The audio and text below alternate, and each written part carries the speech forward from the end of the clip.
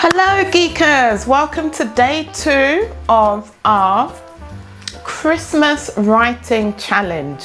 We are in the second day of the 12-day writing challenge. Did you complete yesterday's writing task? Have you downloaded the Christmas Writing Challenge workbook?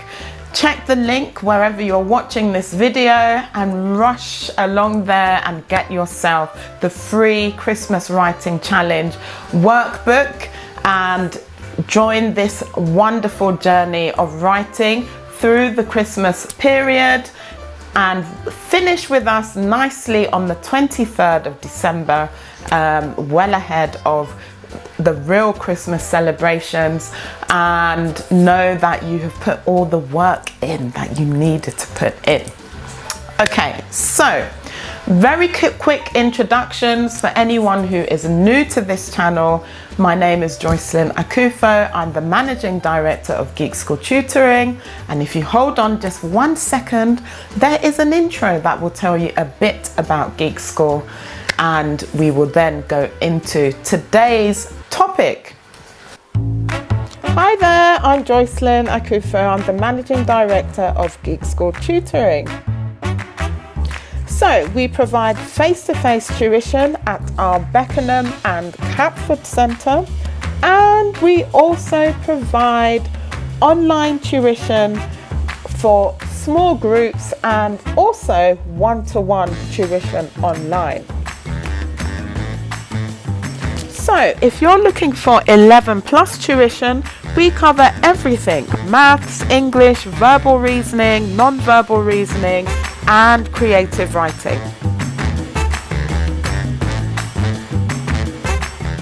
And as if that's not enough, we have a whole range of DIY video-based courses covering everything from our renowned creative writing crash course, our express writing course, and our independent school interview course, and much more. Check out the website. We have new courses coming up every time. So head over to www.geekscore.co.uk to find out more about how we can help your child ace their 11 plus exams and get into their school of choice. Bye. Okay, so we're back. Today we are going to talk about character building. Okay, now this is an area that a lot of children tend to leave really kind of untouched. It doesn't tend to go into as much detail as required whenever I'm reading a lot of our new joiners to Geekscore. And you know, obviously we have our students who have that weekly interaction with myself and the team, helping them to build characters properly, but I tend to see a big gap between their work and what we see when students join us for things like the creative writing crash course. And you see that they literally name the character. John was 8 years old, Sarah was 12 years old, and then that's all we get about the character. However, that's a bit on the basic side, isn't it, guys? Very basic. Now, if you were described as just being 10 or 11 years old, it wouldn't do a good job of telling anyone really the kind of person you are.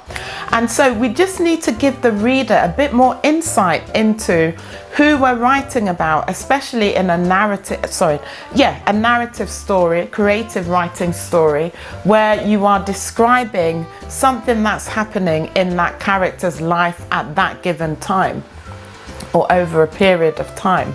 So it would be amazing if you can let the reader picture the character in their mind's eye.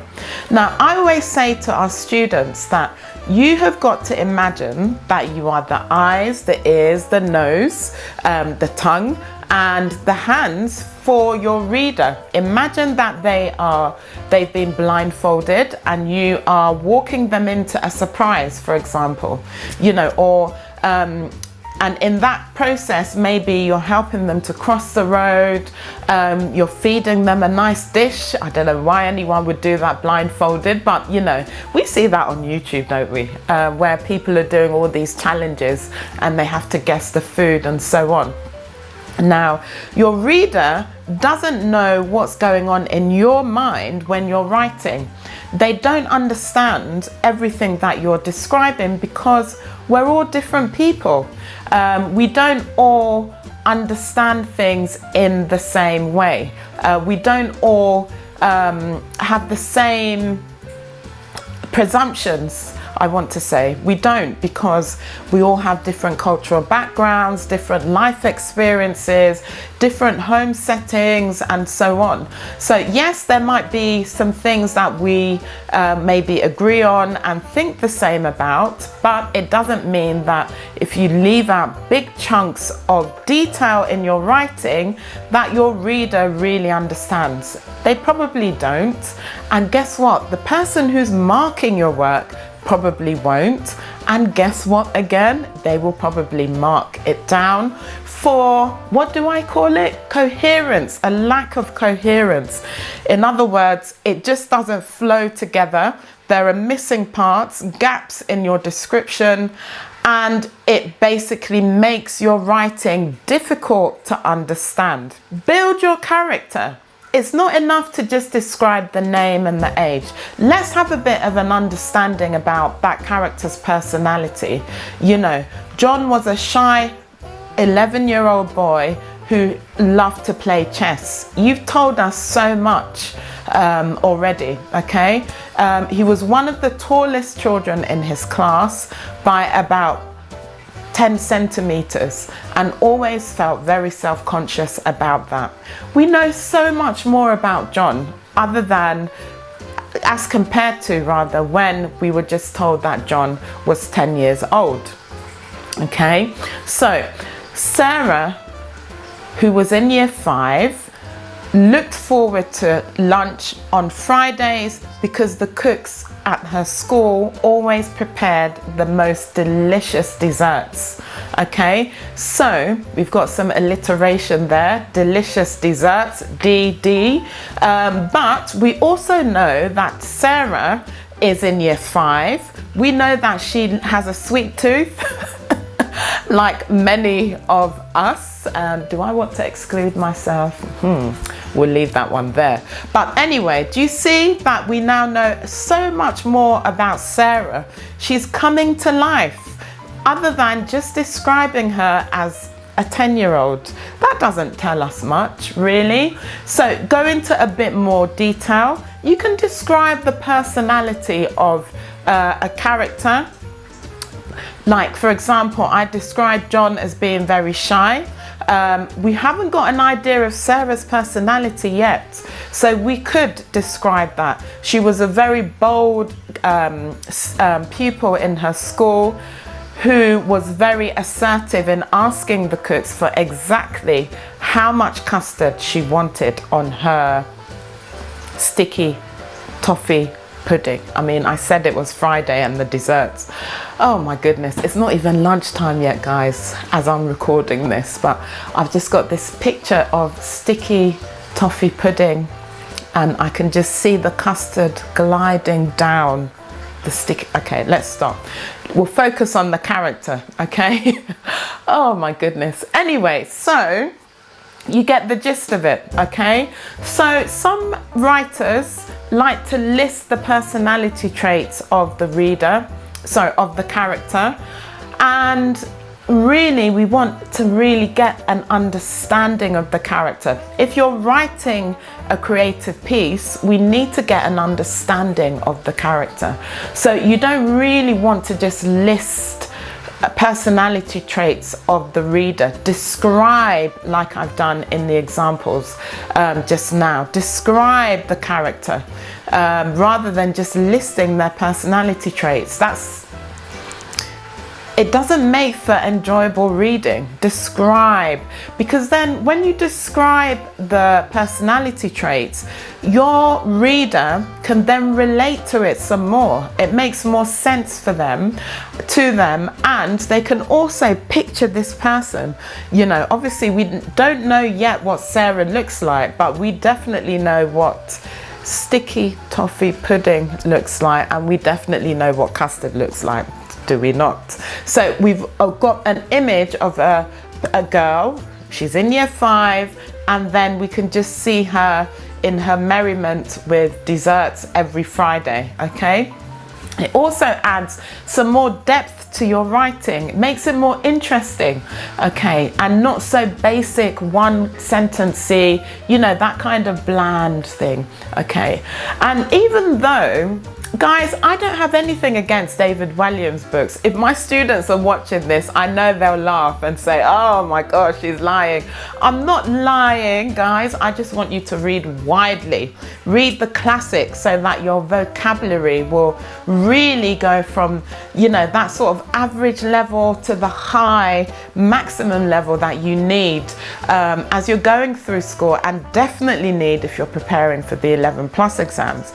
But one thing that David Walliams is amazing at doing in his books is describing the characters. We get a really good idea of his personality, of the characters' personalities.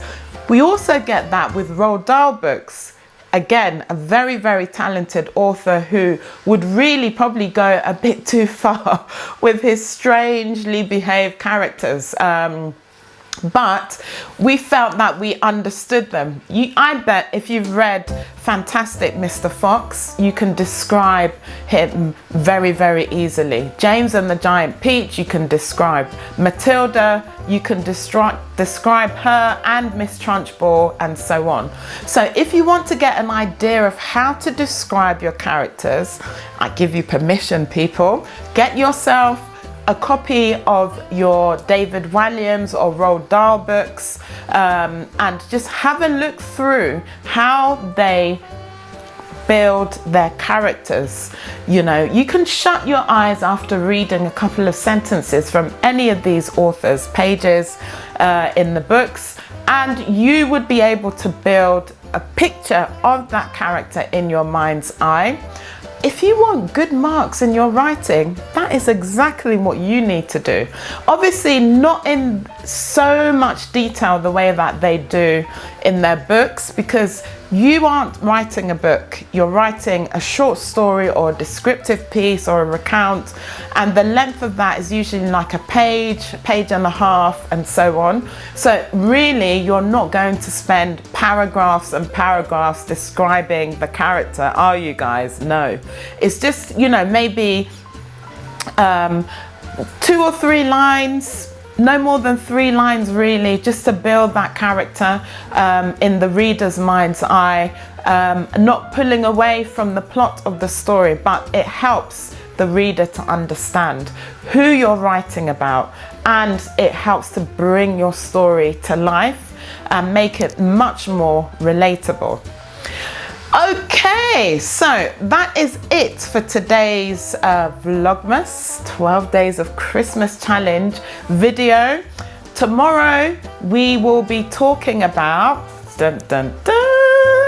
language use, okay? So tune in and you will get all the tips that I have to share on language use. And remember to do today's writing task and keep the momentum going, guys. You know, can you believe we're in day 2 already? Why is this camera blurring yet again? I haven't even moved. Okay, here we go. All right, so keep the momentum going. You're doing a fantastic job, and we will be finishing the challenge sooner than you know. Give yourself a big well done. See you tomorrow. Bye.